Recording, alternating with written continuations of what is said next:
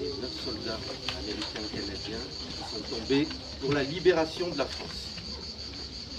Nous remercions plus particulièrement la municipalité pour son accueil, le parc national et Francis Dor, maître du corps, qui en 2011 a fait ressurgir cette cérémonie de l'oubli. Nous nous souvenons aussi de l'allocution du général de Gaulle qui s'est tenue le 15 août 1964 pour le 20e anniversaire du débarquement à Toulon, place de la Liberté. Nous retenons ces quelques mots. Comme le dit le compagnon de la Libération, Romain Gary. Romain Gary disait, et ça c'est très important, que cette libération est très importante. Le général d'armée, Jean Simon, qui participa à toutes les campagnes de la France libre, rappelait au soir de sa vie que cette histoire n'est pas près de finir. Ce n'est pas uniquement une histoire d'anciens combattants. Donc il rappelait que c'était une certaine idée de la France, comme le disait le général de Gaulle, et une certaine idée de l'homme. Franck Lossel va vous lire maintenant un résumé de l'allocution du général de Gaulle en hommage à tous les combattants pour la libération de la France. La coalition, depuis le 5 juin 1944, pour briser en Europe la puissance du Troisième Reich allemand, le 15 août marque une date décisive. C'est le moment où les forces françaises de l'intérieur accrochent l'ennemi en maintes régions du territoire, empêchant 8 de ses divisions et 3 de ses panzers de se porter en Normandie, coupant partout ses communications et bouleversant ses arrières. C'est le moment où, dans Paris fortement tenu par l'occupant et menacé de destruction, l'insurrection nationale ne peut que guetter le signal qui la fera paraître au grand jour.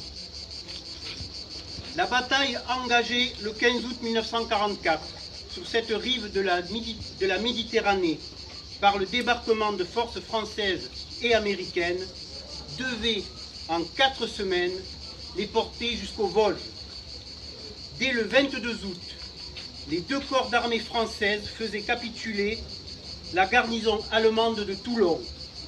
Dès le 23, celle de Marseille.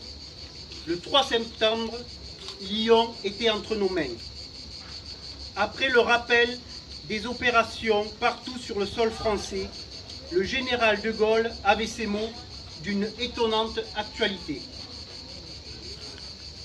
Dans l'univers dangereux où nous sommes, c'est un État stable et solide, des moyens modernes de dissuasion et de défense, un développement national fondé sur le progrès collectif et la coopération qui seuls peuvent mettre la France à même d'être forte, prospère et par conséquent écoutée. Je vous remercie de cette attention. De hier, je vous souhaite la bienvenue et je voudrais remercier ici la présence de Madame la directrice adjointe du Parc national de Porquerolles, l'ensemble des représentants des associations patriotiques, la protection civile, représentants des associations, et vous, mesdames, messieurs, qui consacrez ce moment très symbolique à la libération de Porquerolles. Le 17 août 1944, il y a 73 ans, Porquerolles était libéré. C'est pour les Iliens que nous sommes, 4 jours avant la libération de la commune, un jour symbole d'espoir. Contre l'avis de Churchill, qui avait été déjà dit, favorable à un débarquement dans les Balkans, c'est le général de Gaulle qui souhaite un 2e front après le débarquement de Normandie. C'est l'opération Dragoon, dont vous avez beaucoup d'informations derrière moi. Des forces alliées sur les plages de Cavalère à Saint-Raphaël, qui sera déterminant, et l'opération de Porquerolles, comme du Levant d'ailleurs, doit détruire des batteries qui sont menaçantes sur les plages de Cavalère à Saint-Raphaël. La mission très difficile est confiée à un commando de choc, une force américano-canadienne, la First Special Service Force, dirigée par le colonel Edward Walker. 650 jeunes vont débarquer dans cette île le 14 août 1944. Et vous pourrez lire dans un très bon ouvrage, Porquerolles Odyssée, le récit de ces batailles intenses. Une terrible bataille qui va se conclure le 17 août au fort de Lestissac, où les officiers allemands en charge de la 917e régiment de la 242e compagnie d'infanterie étaient repliés et décident de rendre les armes après des bombardements intensifs et à la fois de la marine et à la fois de l'aviation. Les combats cessent, mais 9 soldats de cette First Special Force vont laisser leur vie. Je voudrais les citer. Reynolds King de New York.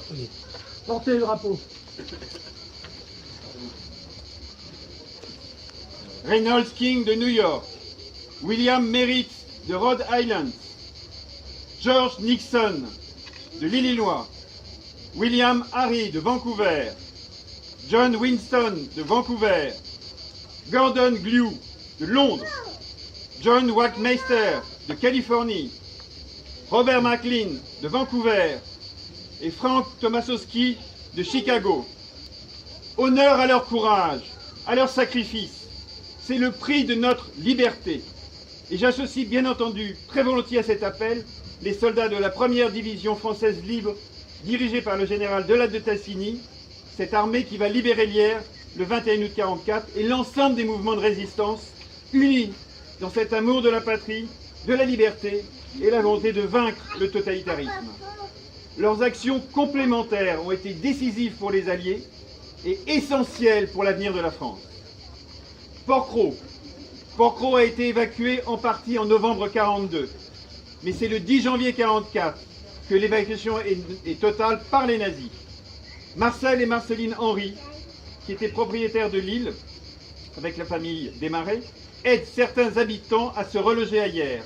En janvier 1945, à l'issue de la guerre, c'est Robert Buffet qui sera le premier à revenir sur l'île, qui est infecté de munitions et considéré comme une zone dangereuse. Avec une équipe de prisonniers allemands et la population, il remettra en état le village. Voilà. Sans l'éveil des consciences, sans cette résistance au totalitarisme, sans cet esprit de sacrifice, nous ne serions pas là aujourd'hui, en paix. Tous réunis, dans ce lieu, qui est un lieu de mémoire, mais surtout un lieu d'espoir. C'est la raison pour laquelle je m'adresse à la jeunesse. Ces hommes que j'ai cités, les 9 héros, ils avaient 20 ans. Ils venaient de New York, de Chicago, de Vancouver. Ils avaient une famille, des enfants, un travail. Et ils sont venus ici, en France, à Port-Cros, mourir pour leur pays, pour nous. Ce sacrifice avait un sens, nous devons le conserver.